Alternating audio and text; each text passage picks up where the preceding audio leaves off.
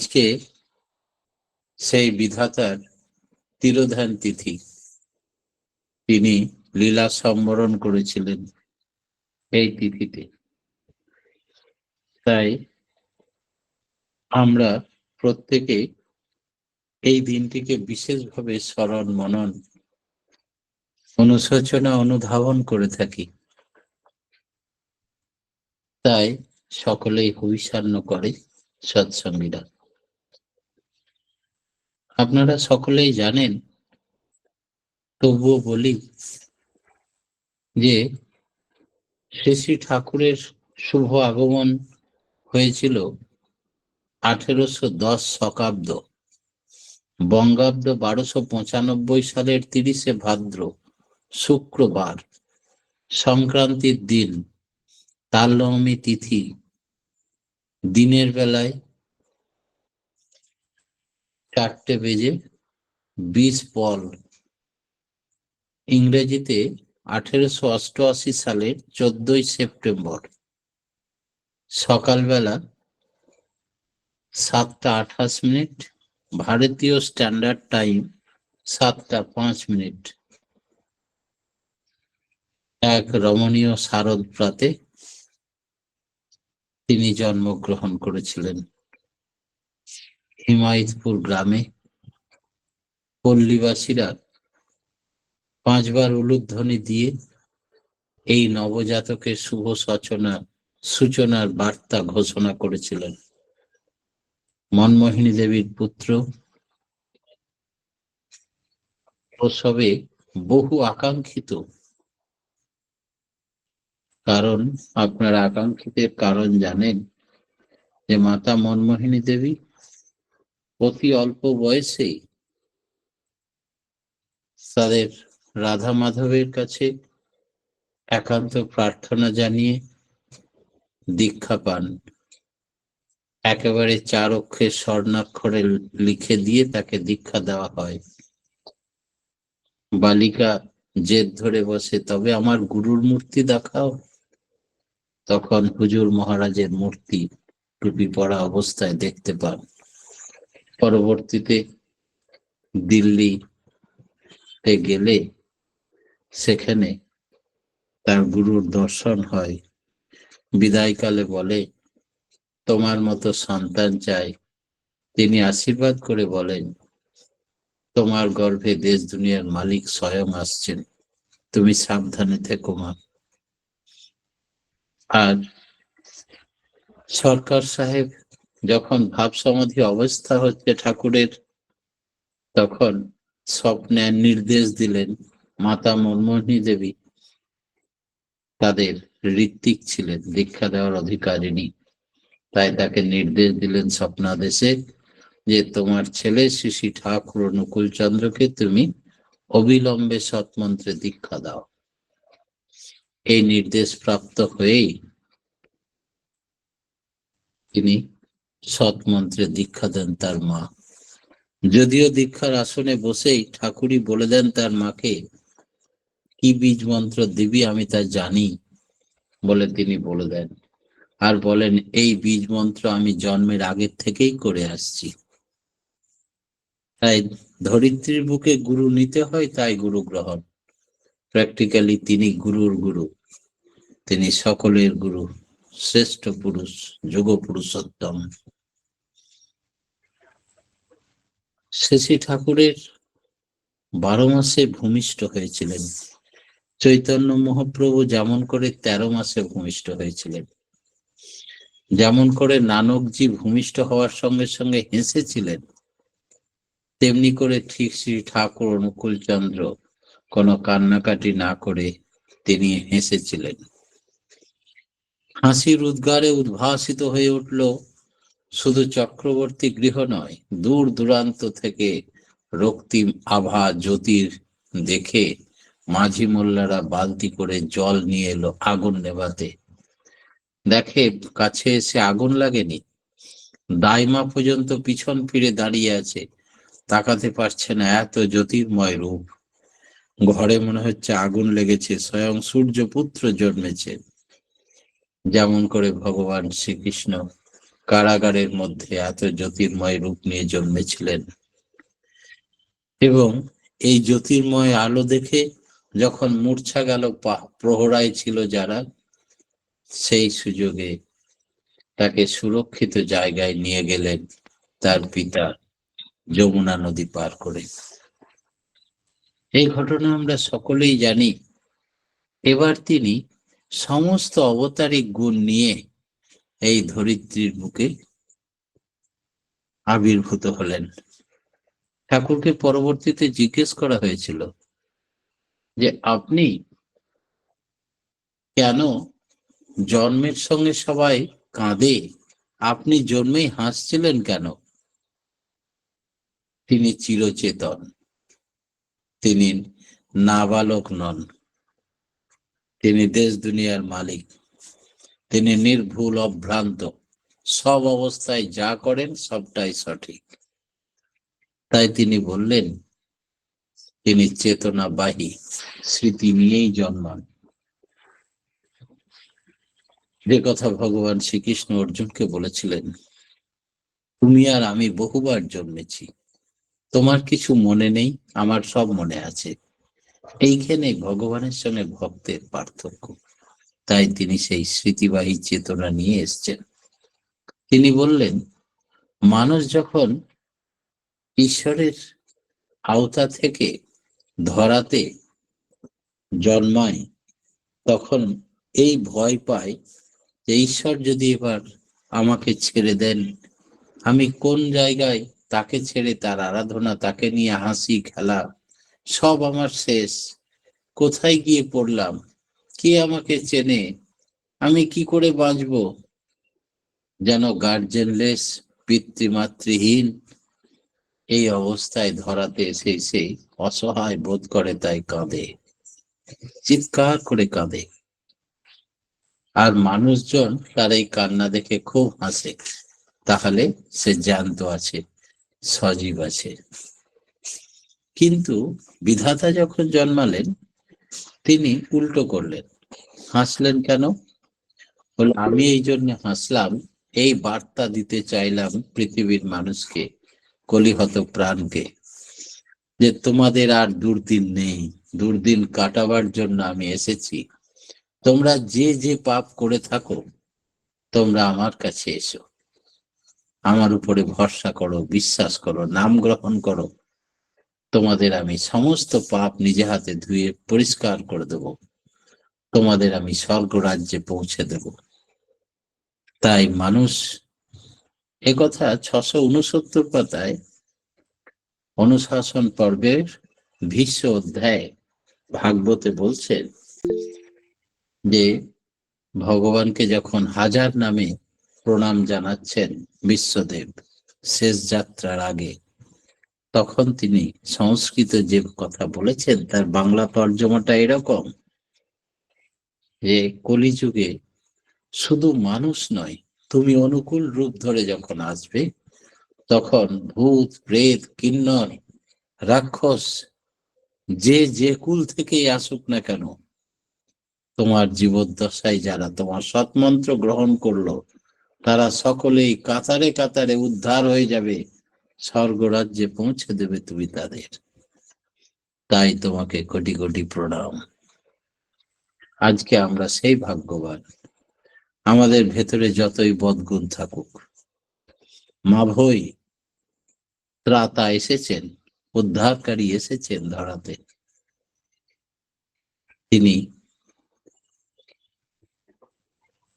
সমস্ত যেদিন এই ধরাতে এলেন তারপর থেকেই শুরু হলো সেই জটাজুটোধারী সন্ন্যাসী এসে বলেছিলেন মাতা মনমোহিনী দেবীর কাছে তিনি ভিক্ষা গ্রহণ করবেন। তারপরেই তাকে প্রণাম করেন সাষ্টাঙ্গে। বিদ্যাসুন্দরী দেবী বললেন, তুমি এই বালক কৃষ্ণ সুন্দরী দেবী, যে তুমি তাকে কেন প্রণাম করছো? তখন সেই সন্ন্যাসী বলেছিলেন, আমি এই বালিকাকে প্রণাম করিনি, তার গর্ভে যিনি আসছেন দেশ দুনিয়ার মালিক স্বয়ং আমি তাকে অগ্রিম প্রণাম জানিয়ে গেলাম। পরবর্তীতে বললেন, এই বালক ছোট থেকে মাথা মুন্ডন, একটা টিকি থাকবে, অনেকটা বড় সড়ো, আধো আধো কথা বলতে পারবে, আর তার কথাগুলো তুমি মেনে চলার চেষ্টা করো মা। তিনি কথা দিয়েছিলেন পদ্মা নদীকে। অভিশপ্ত পদ্মা বলা হয়। গঙ্গা একই নদী, ফরাক্কা পর্যন্ত স্নান করলে শুদ্ধ হয়। ফরাক্কার পরে দিকভ্রষ্ট করে নিয়ে গেছিল বাংলাদেশের দিকে, তাই অভিশাপ প্রাপ্ত ওই গঙ্গায় পদ্মা নামে খ্যাত। সেখানে স্নান করলে কেউ শুদ্ধ হয় না, তাই অভিশপ্ত পদ্মা। প্রার্থনা জানিয়েছিলেন, তিনি প্রকৃতি কুলের স্রষ্টা, জীবকুলের স্রষ্টা, দেবকুলের স্রষ্টা, স্বর্গমর্ত পাতালের অধীশ্বর। তাই প্রকৃতি কুলের স্রষ্টা বলেই গঙ্গা আর যমুনা দুই বোন। তাই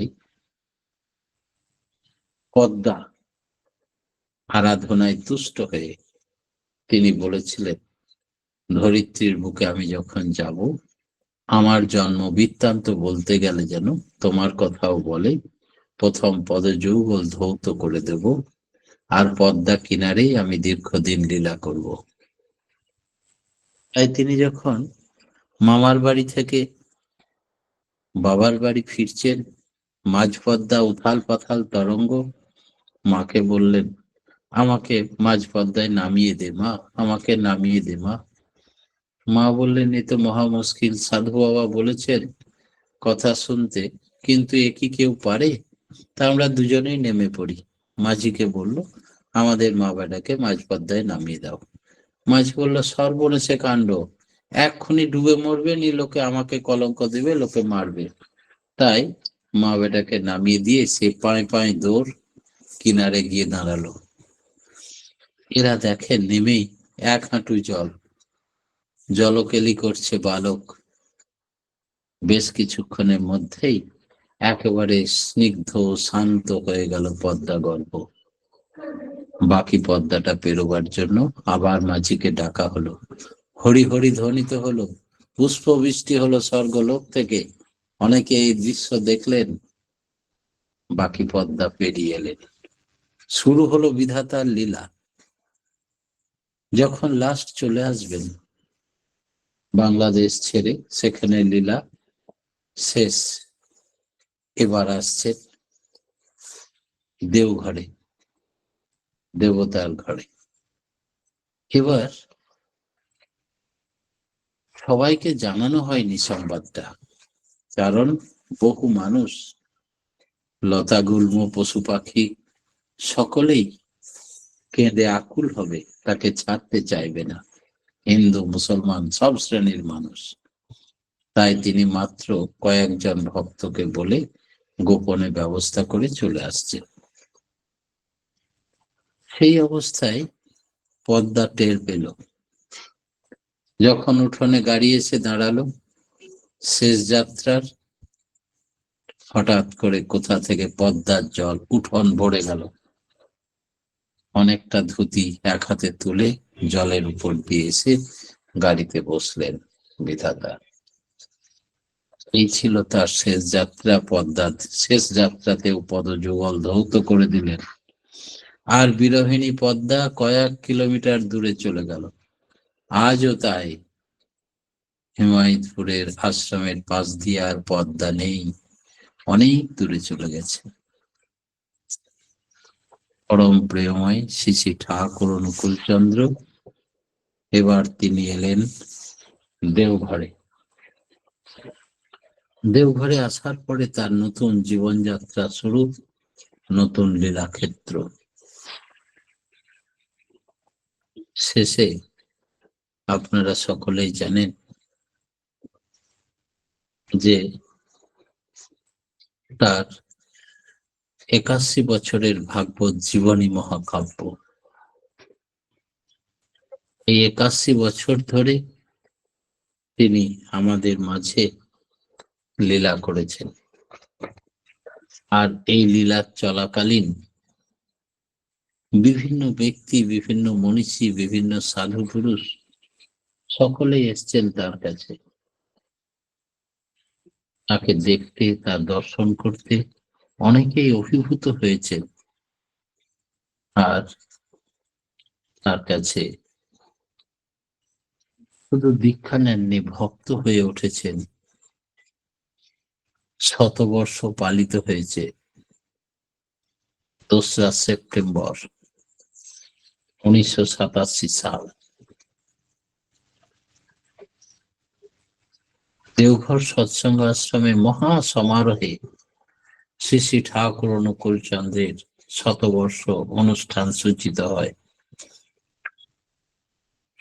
20-25টারও বেশি প্যান্ডেল তৈরি হয়েছিল। ধর্মশালা, স্কুল, কলেজ, সমস্ত এলাকায় মানুষের থাকার ব্যবস্থা হয়েছিল। 1 সেপ্টেম্বর সারাদিন ব্যাপী পৃথিবীর নানা প্রান্ত থেকে বিভিন্ন যান, ট্রেন, বাস, মোটর গাড়ি একেবারে ঢল নেমে গেছিল। পৃথিবীর মানুষ দেখলো যে এত লোক একসঙ্গে গ্যাদারিং হতে পারে। আনন্দবাজারের প্রসাদ বিতরণ 20 থেকে 22 ঘন্টাই খোলা ছিল আনন্দবাজার। আর জন্মলগ্ন ঘোষণা হয়েছিল 7টা 5 মিনিটে। ফ্লাওয়ার ড্রপিং হয়েছিল হেলিকপ্টারে করে।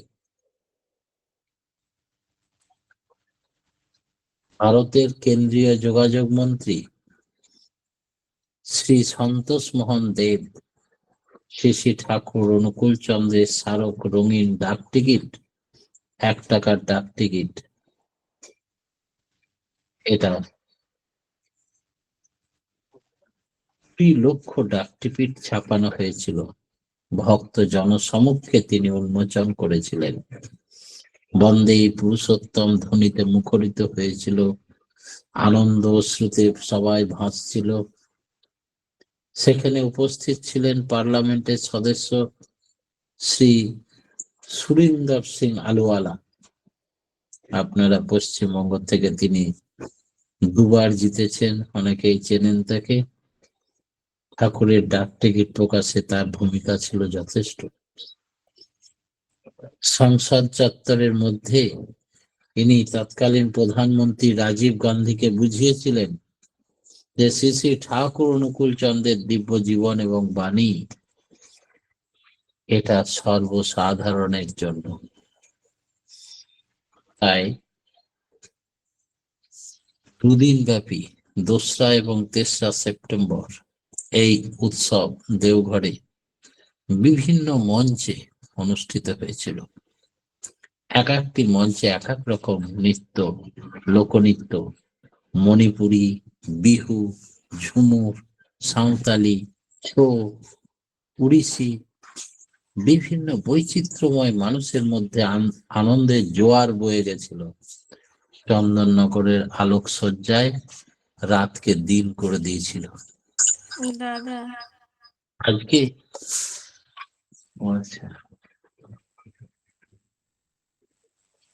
এই সমস্ত সংবাদ, টিভি, রেডিও, সংবাদপত্র, বিভিন্ন দূরদর্শনে এবং ফিলারে এবং বর্তমান পত্রিকা অমৃত কথা বলে ধারাবাহিকভাবে প্রকাশিত হয়েছিল।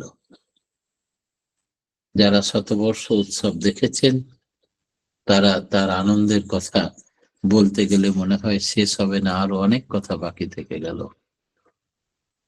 অপূর্ব পরম পিতা বিধাতা আমাদের মাঝে যা দিয়ে গেলেন, যাবার প্রাক্কালে তিনি বললেন, আমি তোমাদের মধ্যেই বেঁচে থাকতে চাই, আমার হাত পা গুলো হবে তোমাদের হাত পা, তোমাদের মগজে আমাকে জাগিয়ে রাখো। এই বলেই তিনি অমৃত যাত্রা করেছিলেন 5ই আগস্ট সন্ধ্যাবেলা, অমৃত পথ যাত্রা করেছিলেন শ্রী শ্রী ঠাকুর।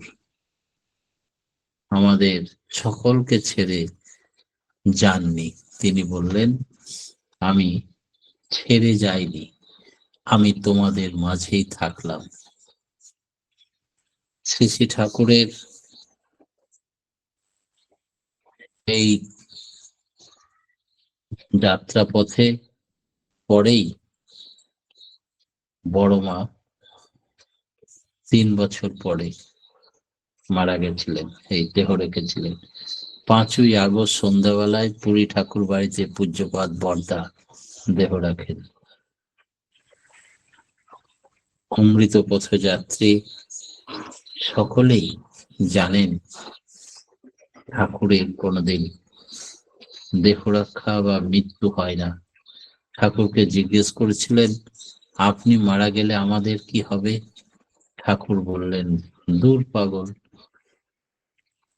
না তার জন্ম আছে না তার মৃত্যু আছে। ঘড়িতে তখন ভোর 4:55। বাংলা 13ই মাঘ, ইংরেজি তারিখটা ছিল 27শে জানুয়ারি। ঠাকুর ইহলোক ছেড়ে দয়াল ধামে যাত্রা করলেন। ভক্তবীর সুশীল বসু যে ধ্যানে ঠাকুরের সঙ্গে কথা বলতেন, তিনি 6ই মার্চ তিনিও দেহ রেখেছিলেন। তার পারিষদ সঙ্গীরা পরপর চলে গেছিলেন। ঠাকুরের জীবনের শেষ বাণী অত্যন্ত গুরুত্বপূর্ণ, নোট করে নিতে পারেন। 24শে ডিসেম্বর 1968 সাল দুপুর 3টের সময় শ্রী শ্রী ঠাকুরের জীবনের শেষ বাণীটি দিয়েছেন।